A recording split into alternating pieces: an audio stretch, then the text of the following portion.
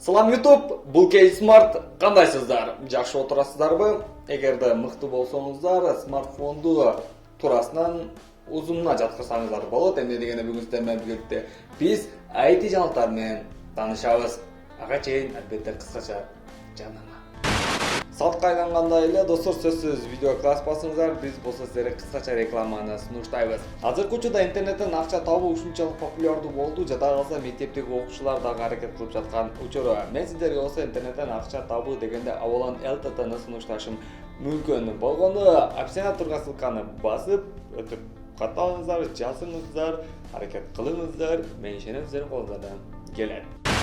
WhatsApp, Telegram'da артта калтырат. Бул жөн жайдан эмес. Эмне дегенде WhatsApp менен Facebook жакында толук кошулушу мүмкүн. Буга жакында эле мен сиздерге атайын видео кылып даярдаган чалууларды, видео звонокторду кошсок болот.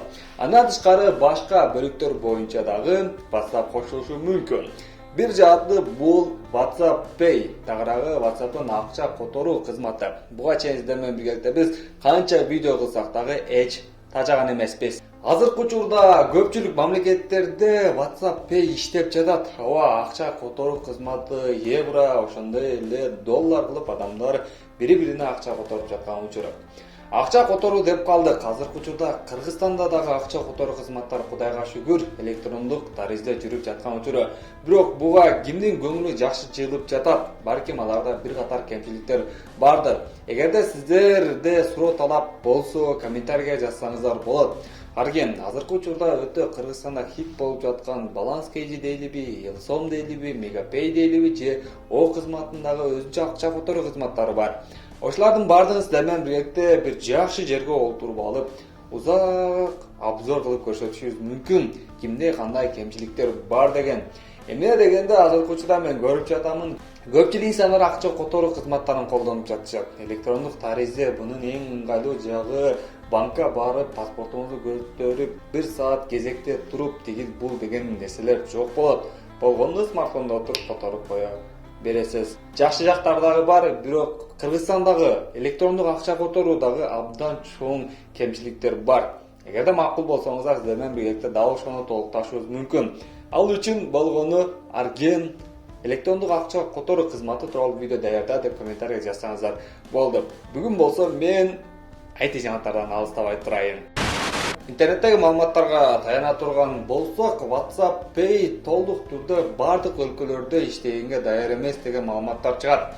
Эмне дегенде биз аны сөзсүз Facebook'ка улап коюшубуз керек. Ошондо Facebook аркылуу же WhatsApp'тын өзүн көпчүлүк хакерлер буза албайт деп айтып жатышат. Ооба, логикалык жактан жөн гана адам катарында, колдонуучу катарында ой жүгүртө турган болсок, WhatsApp'та биз жөн гана эми контакт же болбосо ошол жердеги сүрөт, видео, кайсы бир ссылка, документтер сактабастан, ал жерде акча сактап жатабыз. Демек, анын коргоосу күчтүү болуш керек деген сөздөрдү айтабыз. Көптөгөн кызматтарды үзүүгө туура келет. WhatsApp Web деген кызматты да жок кылганга туура келет. Эмне дегенде биринин экинчисинин акчасын жөн гана урдап алышы мүмкүн. Тагыраагы коопсуз жагына келгенде WhatsApp бардык акчаларды кармап тура албашы мүмкүн. Буларды дагы түшүнсөк болот. 2 миллиардка жакын колдонуучусу бар WhatsApp'тагы азыркы учурда тынбай иштеп жатат, бирок жетишпей жаткан учуру.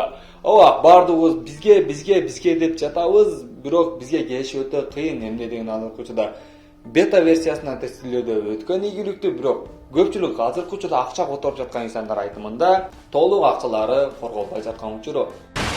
WhatsApp өзүнүн чатында тагыраагы жазуу билдирүү бөлүмүндө эч кандай эски жазышууларды же болбосо медиа файл, ошондой эле бунун ичинде документтер, сүрөттөр, видеолор, гифтер, музыкалар бар. Аларды сактабайт. Ооба, музыка, сүрөт, видео автоматтык түрдө смартфонго сакталып калышы мүмкүн. Ал эми чаттын ичинен өзү автоматтык түрдө жок болуп кетет. Тиркеме WhatsApp тууралуу жаңылыктар бүтүп калды окшойт. Эми келиңиздер смартфондор жаатына дагы кичине назар салалы. 2020 жыл бардык адамга көп жактан ийгиликсиз жылдардын бири болду. Кайсы бир инсандан сурай турган болсоң, 2020 жылга наразы пикирин көбүрөөк айтат. Мен дал ушундай пландарым бар болчу, максаттарым бар болчу. Дал ушул дарттын айынан ишке ашпай калдым. Эми эмне кылабыз, тиги бул деп шылтоо тапкандар абдан көп. Алардын ичинде албетте Apple компаниясы дагы бар. Эмне дегенде Apple'дын күйөрмандары быйылкы жылы iPhone 12-ни күтүшкөн. Apple компаниясы көрсөтпөдү. Бирок бул дегени 2020-жылы таптакыр көрсөтпөйт деген эмес. Дал ушул жылдын 12-октябрында Apple компаниясы iPhone 12-ни көрсөтүшү мүмкүн деген бир катар маалыматтар интернетте жүрөт. Жана iPhone 12-нин сырткы көрүнүшүн дагы видеого тартышып, тиги кылышып, бул кылышып, монтаж ар түрдө кылып чыгарып жаткан учуру кээ бирлер ишенип жатышат. Эмне дегенде iPhone 12-ни күткөн адамдар да абдан көп. Менин жекече ой пикиримде быйыл керек эмес. Смартфон чыгарышын эмне дегенде чыгым болот. Азыркы учурда сатып алуучу адамдар деле көп эмес. iPhone менен көпчүлүк адамдын азыркыча иши жок, бирок өзүнүн фанаттары бар, кайсы бир бөлүктөгү. Дал ошолор кызыгып жаткан учуру. Бул дегени кайсы бир деңгээлде коркунучка, рискке байланыштуу чыгарып салуу деген эмес. Эгерде рискке байланыштуу эмне болсо болот, болбосо болбойт деген компаниянын катарында биринчи ким турат деген эми Xiaomi компаниясы деп жооп бермекмин. Эмне дегенде Xiaomi компаниясы ар айда смартфон көрсөтүп коюшу мүмкүн. Кайсы бири бир жылдын ичинде 10 смартфон көрсөтсө, ошонун 3-4өсү популярдуу болуп, калганы популярдуу болбой калышы мүмкүн.